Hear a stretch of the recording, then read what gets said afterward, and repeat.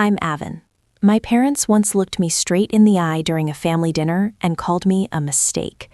And when I gave everything I had to build something of my own, they didn't just dismiss it, they laughed, tore it apart, said I was chasing some unrealistic dream.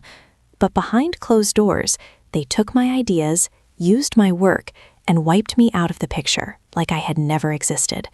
And just when I thought they couldn't sink any lower, they shut me out of my own position, cut me off from my team, and tried to pin fraud on me. So what did I do?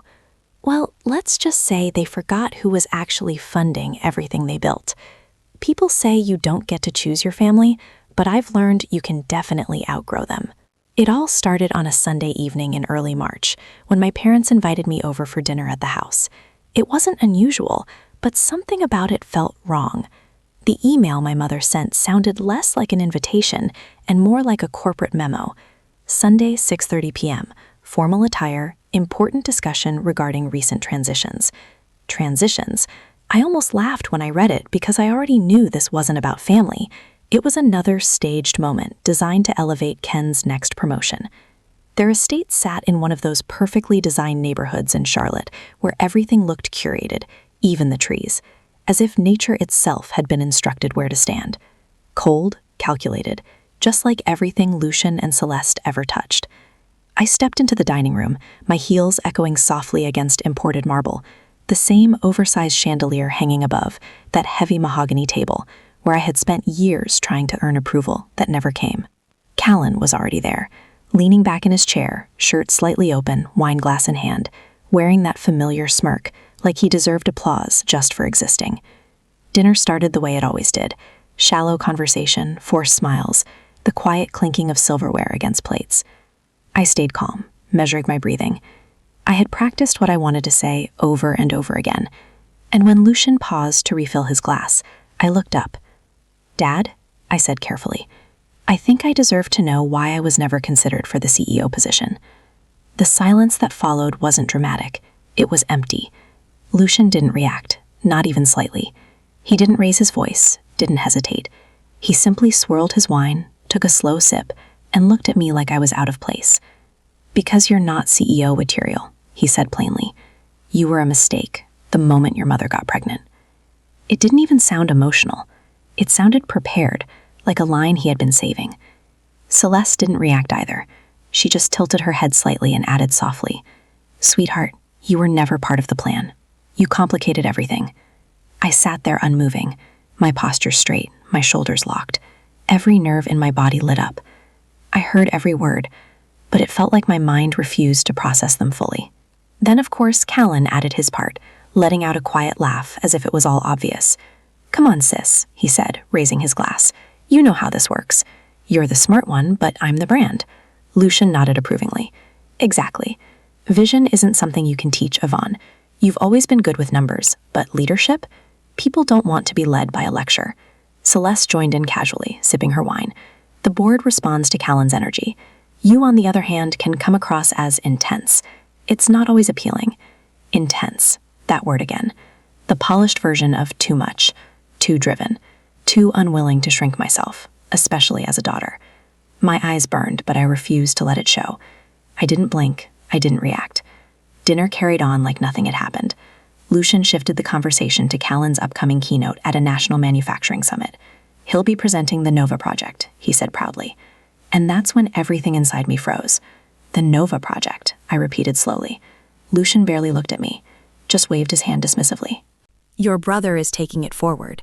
It needs a new voice. Yours is too academic. He's going to represent innovation for us now." Academic?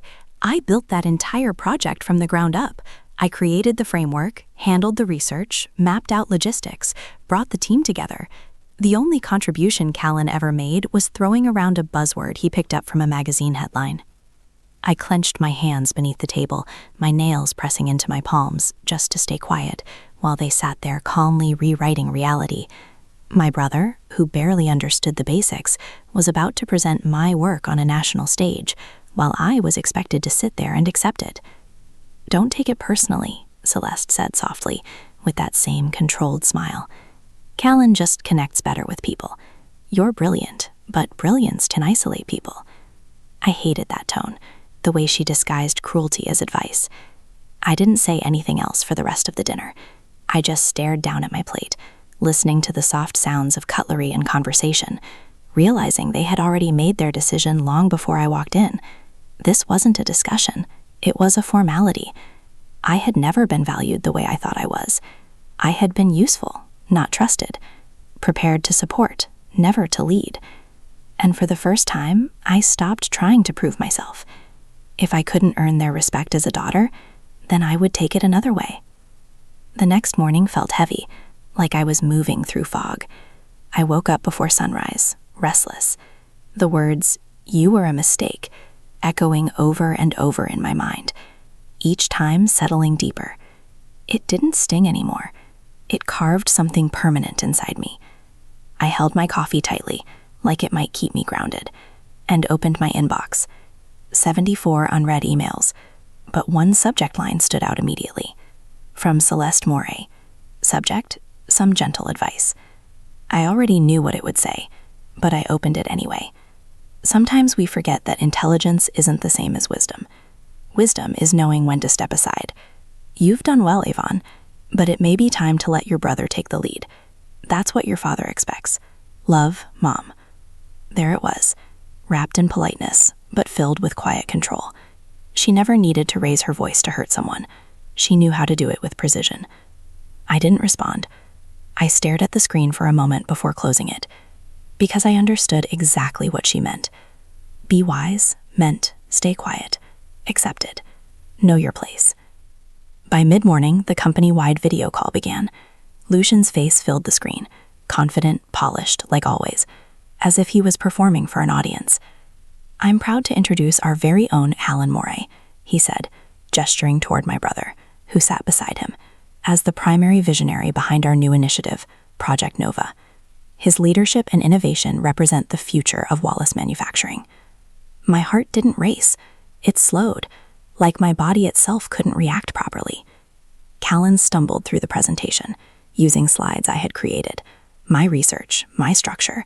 He didn't even rename the file. It still displayed avondraftfinal.pptx in the corner. He mispronounced key terms, skipped over critical strategy points, misrepresented projections, saying the return would be just under 30%, when it was actually over 42%. And still no one questioned him. I watched the chat fill with praise. Brilliant. Excited to see where Callan leads this. Bold move. Bold. It wasn't bold. It was theft, and they applauded it. I sent a message to my assistant, Sarah, asking, "Do I even exist anymore?" She didn't respond immediately. When she did, it was simple. "I'm so sorry." By the afternoon, a polished internal newsletter landed in everyone's inbox. I opened it without thinking. Headline: Callan Moray, the visionary shaping our future. The article praised his leadership instincts, his creativity, his bold thinking. My name didn't appear anywhere, not once. A few minutes later, Celeste sent me the same file, with no message, just a smiley face. I didn't know what felt worse, her silence or the quiet satisfaction behind it. Maybe both. I leaned back in my chair, staring at the ceiling. The room silent except for the faint hum of the air system. I expected anger, sadness, something. But instead, I felt like I was disappearing. They weren't just ignoring me, they were rewriting everything without me. I closed the email, pushed my chair back, and stood slowly, letting the stillness settle. "This isn't favoritism," I said quietly. "It's a strategy." The realization stayed with me, growing louder in my mind. And 2 weeks later, it became undeniable when I walked into the Monday leadership meeting and saw my name removed from the planning roster, completely gone, as if it had never existed. The screen listed every project lead, every initiative, but my position wasn't there. Sitting in my usual seat was a junior associate from marketing, nervously tapping his pen. He avoided looking at me entirely. I cleared my throat. "That's my seat," I said. He looked up startled. "Oh, I was told to sit here today." "By who?" I asked. He hesitated. "I think Mr. Mel's assistant mentioned it." Of course, not even my father directly, just another layer of distance. I stood there for a moment, scanning the room. No one met my eyes. It was like I had already been erased. I didn't argue. I didn't push. I turned and walked out. When I got back to my desk, I tried accessing my project files, the ones I had worked on for months. Access denied. Permissions revoked. Even the shared folders I had created were now restricted. I messaged Travis from IT. He had always been helpful, always quick to respond. His reply came shortly after. "I'm sorry, Yvonne. I was told to redirect your access. I can't say more." That phrase, "I can't say more," it meant everything had already been decided.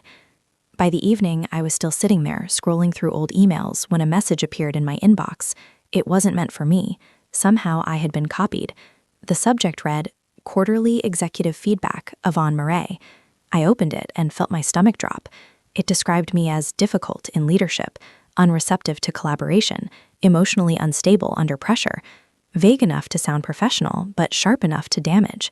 It even claimed I had strained relationships with senior leadership, as if I hadn't been intentionally isolated. The worst part? It was signed by someone who hadn't worked with me in months. It was a setup, a quiet removal, no confrontation, no chance to defend myself, just a slow push-out while everything looked clean on the surface. I sat there in silence. The building around me felt colder than usual. The hum of the vents, the faint clicking of someone typing across the hall, it all faded into static. They weren't just closing doors. They were painting me as dangerous, difficult, disposable. For a few minutes, I didn't move, just stared at the screen. Flashes of memory ran through my head, late nights rebuilding our logistics model, weekends sacrificed to fix operational breakdowns. Every win they took credit for, every failure they pinned on me. I had thought I was part of the foundation. Turns out I was just convenient scaffolding, easy to remove once the picture looked polished enough for showtime. I didn't cry. My chest was tight but dry. Instead, I opened a blank document. I started listing names, departments, patterns. I wasn't going to walk away confused. I was going to walk away knowing exactly who helped dig the hole they were trying to bury me in.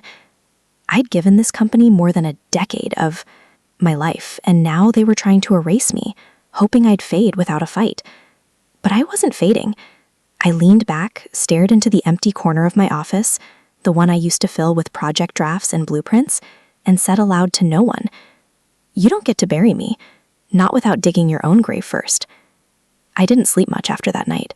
My body shut down, but my mind never stopped working, replaying every sign I'd ignored, every smile that was actually a smirk.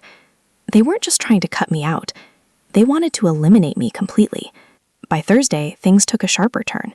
That morning, I tried to log into my company email from my laptop at home. Access denied. I refreshed, tried again. Same message. Access restricted. Please contact your administrator. Strange. I grabbed my phone and attempted to open the cloud dashboard for Project Enovia. It had disappeared from my access list. So had every folder tied to my team, my deliverables, my files. I was locked out of everything I had built. All of it. I grabbed my blazer, keys, and badge and drove straight to the office. When I reached the turnstiles in the lobby, I tapped my badge. The light flashed red. I tried again, another red light. The security guard shifted awkwardly behind the desk, pretending not to notice. I stepped aside and called Travis in. "Hey, Travis, I can't get into the building." And his voice came through hesitant. "Yvonne, I was told your access was temporarily paused while roles are being restructured." "Paused? Who gave that order?" There was a silence on the line. "That's above my level, sorry." Above his level, like everything else lately? I turned and walked right back out. By late afternoon, a knock at my door startled me. A small manila envelope sat on the welcome mat. No return label, no note. Inside was a printed copy of a vendor contract. Wallace Manufacturing, listed as the payer. Nearly $4 million in retainer fees. Approved under my name. Except I had never seen it before. My digital signature was at the bottom, dated 2 weeks earlier. The vendor's name was unfamiliar. So was the agency listed. And yet the formatting, the legal header, looked authentic. I scanned the routing information. The contract had been pushed through by Kalen. The approval chain showed him initiating the process. And then my name, my signature on the final line. I felt the color drain from my face. He wasn't just climbing on my back anymore. He was framing me. This was beyond ambition. This was malicious. Within an hour, I was on the phone with someone I hadn't called in years, Carla, a former colleague turned compliance layer, now consulting out of Atlanta. She picked up on the second ring. "Yvonne, I need you to look at a contract," I said, my voice low. I think someone forged my signature and they're trying to make it look like I signed off on millions in payments. Her tone shifted instantly. Email it now. I sent the file. 15 minutes later, she called back. If this hits audit, she said, it doesn't just look bad, it looks criminal. Whoever did this wants you liable for fraud. I sat still. My pulse was hammering, but my hands were steady. If they want war, I said, they'll get it, but it won't be on their terms. The next hour was a blur. I gathered everything I could, backups of emails, screenshots of access logs, notes, timelines. I packed my personal items from my home office into a sleek hardshell case. I turned off my work phone for good. There was nothing left to talk about. The next morning, I walked into the office one last time. No one looked up as I passed. The walls felt narrower, the air sharper. A place I'd once felt ownership over now felt foreign, like I was trespassing in my own life. I walked straight to my desk, slid the drawer open, pulled out my flash drive and my leather-bound notebook, the one I never left to the cloud, and placed them in the case. No announcements, no goodbyes. In the elevator, I looked at my reflection in the steel door. I didn't recognize the woman staring back. Calm, measured, but burning from the inside. I whispered to no one in particular. Time to disappear.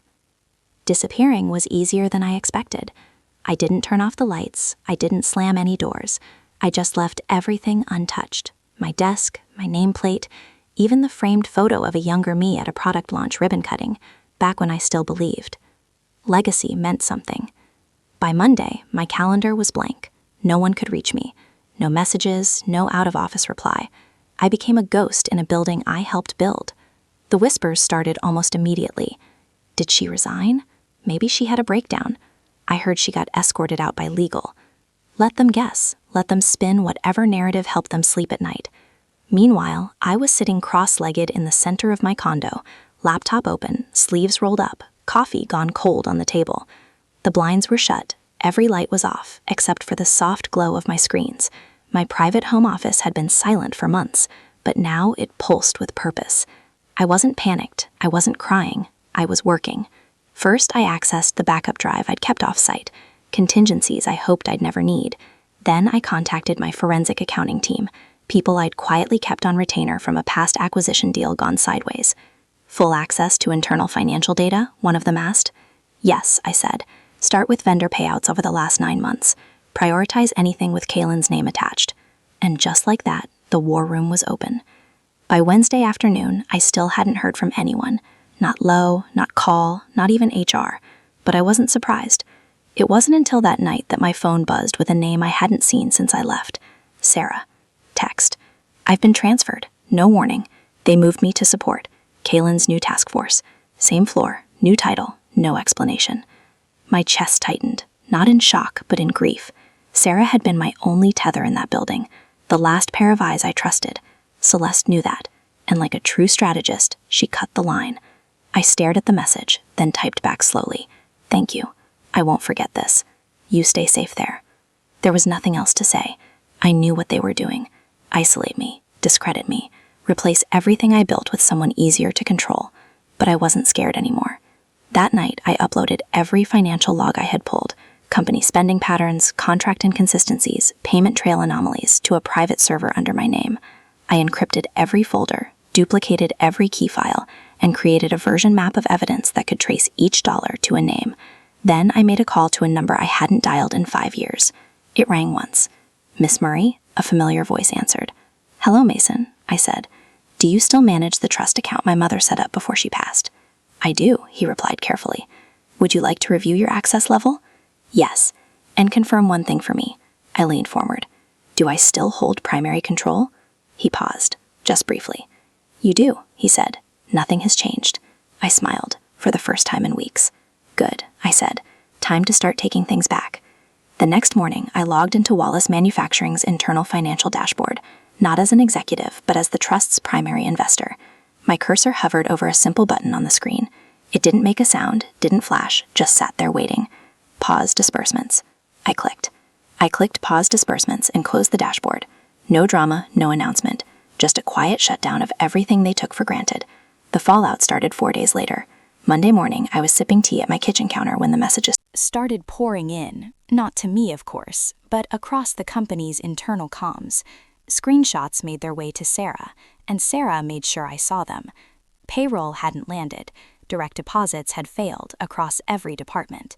Factory workers, engineers, senior managers, not one paycheck cleared. By noon, vendor lines were jammed.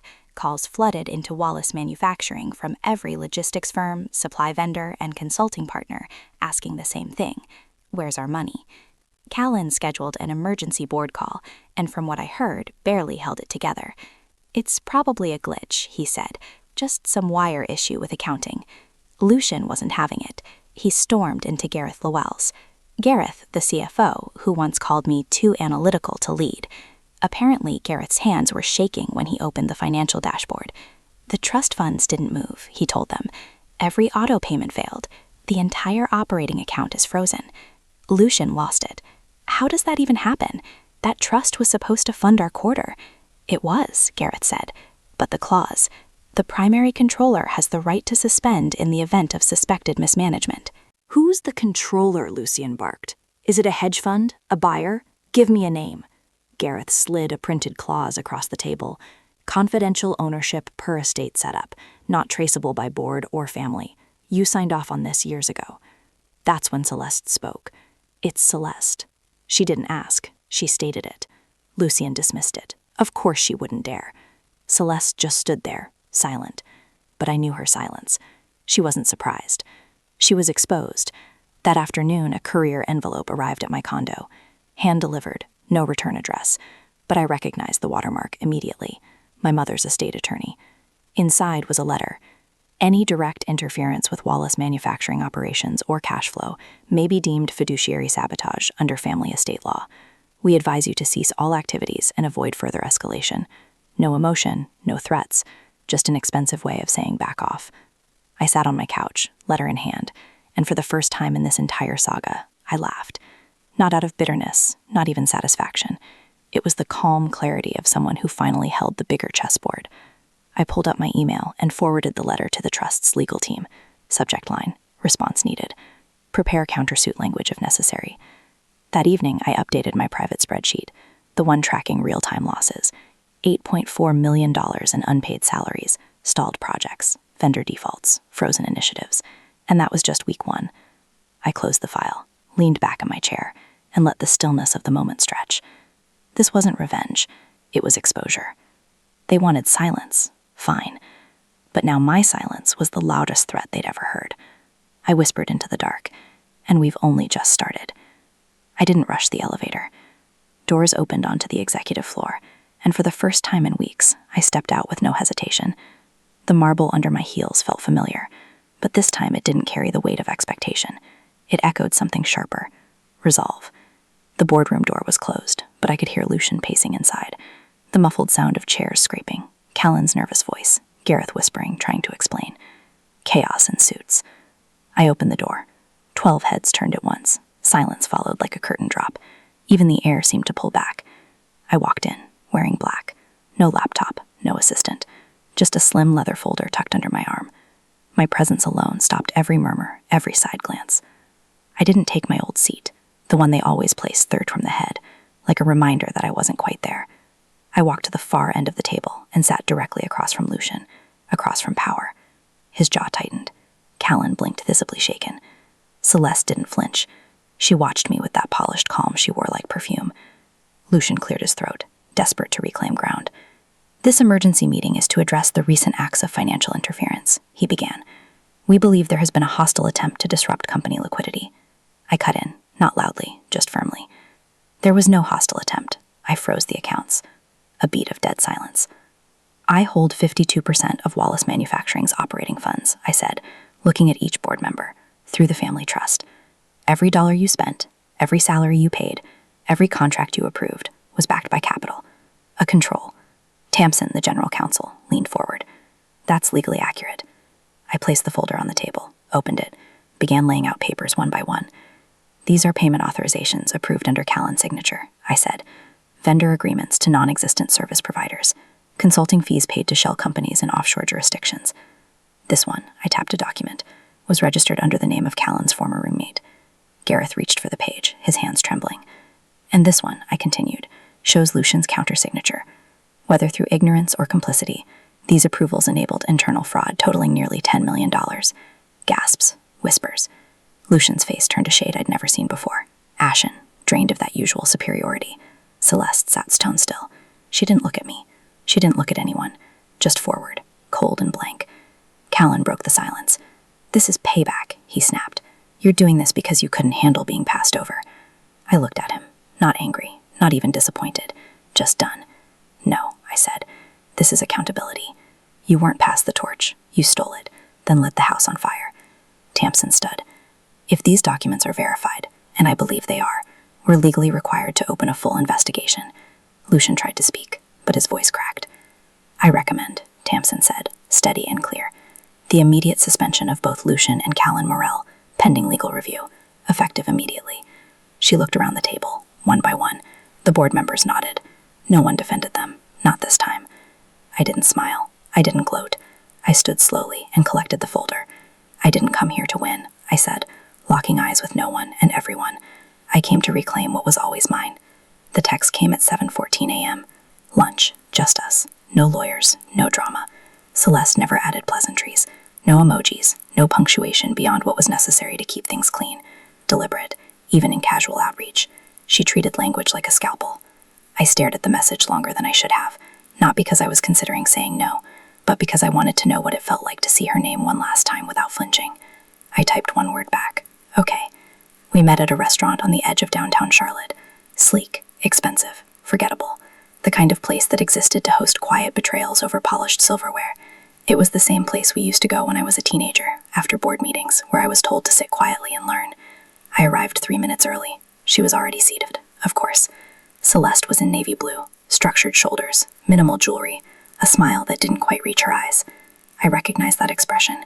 It was the one she used with donors and corporate partners, the one that suggested diplomacy. While issuing a warning, she said gently. I nodded, sliding into the booth across from her.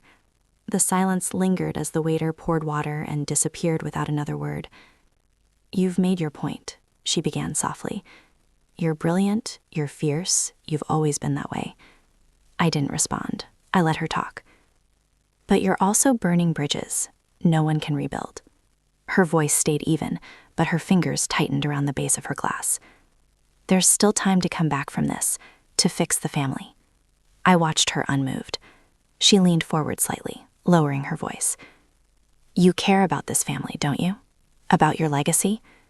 We only did what was best for the business, for your future." There it was, the line she'd used for years. The same script, the same manipulation, dressed up in concern. I took a slow breath. "No," I said quietly. "You did what was best to keep me beneath you."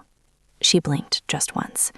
"You were never going to let me lead, not because I wasn't capable, but because you reminded you of what you never dared to be."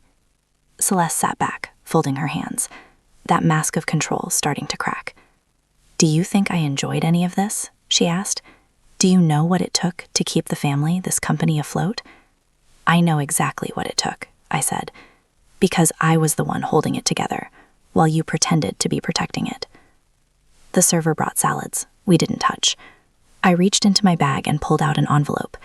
Inside was a single-page document, formally severing all legal connection to the family trust, aside from the controlling interest I legally retained. I don't need— The CEO's office had always felt like a stage set to me. Glass walls, polished wood, silent expectations. I never imagined myself sitting behind that desk, not because I didn't believe I could, but because I was raised to believe I shouldn't. But now, the door bore my name. When I walked in that morning, the first thing I noticed was how quiet everything felt. Not empty, just still, like the building had taken a deep breath and was finally exhaling. The company hadn't crumbled after the storm. It was healing. Sarah had returned the previous week. She didn't hug me when she walked in. She just nodded, eyes misted, and got back to work, like she'd never left. Vendors who once threatened to sever ties were now calling to extend new contracts. Operations were steady. Payroll was consistent. The tension that once lived in the corners of every hallway was gone. Gareth stopped by mid-morning, holding a printed report. "Quarter's up," he said. "Investors are calling this a full recovery." I scanned the numbers. Real progress, no shortcuts. He hesitated for a second, then added, This company doesn't fear leadership anymore. They believe in it now. I gave him a quiet nod. That was enough. As for the rest, Kalen was indicted 2 weeks ago. Wire fraud, corporate theft. The evidence I turned over left little room for debate. His name hadn't come up again since. I didn't attend the hearings. I didn't need to see him answer for it. I already had. Lucian. They stripped him of his title. The board voted to assign him the honorary founder label, which came with no authority and a tiny office on the lowest executive floor. I heard he tried calling me once. I let it ring. Celeste disappeared from the narrative entirely. No messages, no meetings, no statements. Just silence. And honestly, that was the kindest ending we were ever going to get. I didn't reach out. There was nothing left to retrieve. A week into the new quarter, I sent a company-wide message to every employee. Subject line, "You were never invisible to me." In the email, I wrote, "This company was never just theirs. It was always ours. The late nights, the saved accounts, the hard questions in the rooms no one dared speak in. I saw you. And from now on, I'll make sure you're seen." I didn't expect replies, but they came. Hundreds. Not corporate praise, not polished language. Just raw honesty. One note from a factory supervisor read, "We didn't walk out on the company. We walked out on them. We came back for you." I kept that one taped inside my desk door. That evening, I stood by the window of my office. The sun was setting over Charlotte, warm and golden, casting long reflections across the floor. I thought about everything they'd called me. Not leadership material, a complication, a mistake. But I thought more about what I'd become. The stabilizer, the survivor, the storm, and the shelter. Maybe they'd never say they were sorry. Maybe they never even believed they were wrong. And maybe that was okay. Because I was never their mistake. I was their proof. They had underestimated the wrong daughter. Some people are born into love. Others are born into expectations. And some of us were born into silence. And spend years unlearning the lie that we have to earn our worth. If you're watching this and you've ever been dismissed, underestimated, or made to feel like you were never enough, I need you to hear this. You are not their mistake. You are not the label they gave you in their worst moment. You are not defined by the seat they refuse to offer you at the table. Sometimes the very hands they try to silence are the same hands that held everything together. I had to lose everything I thought I needed, from my family's approval to their version of success, to finally choose myself. And let me tell you, peace doesn't always come wrapped in applause. Sometimes it walks in after you've stopped waiting for a thank you. So if you're facing something hard right now, a family that won't hear you, a workplace that devalues you, a truth you've buried too long, let this be your reminder. You are not invisible, not to me. And you won't be to the people who truly matter in your life. Now, I'd love to hear from you. Have you ever had to walk away from something you once fought to belong to? What did that cost you? And what did it give you back? Let's open up this conversation in the comments. Your story might be exactly what someone else needs to read today. If this video touched your heart, drop a 1 in the comments or tell me what city you're watching from. And if it didn't connect with you, I'd still love to know why. Your honesty helps make this space better. Wherever you're watching from, you matter here. And if this story made you feel seen, even a little, don't forget to subscribe to the channel so you never miss the next one. Let's keep growing, learning, and rising together. See you in the next story.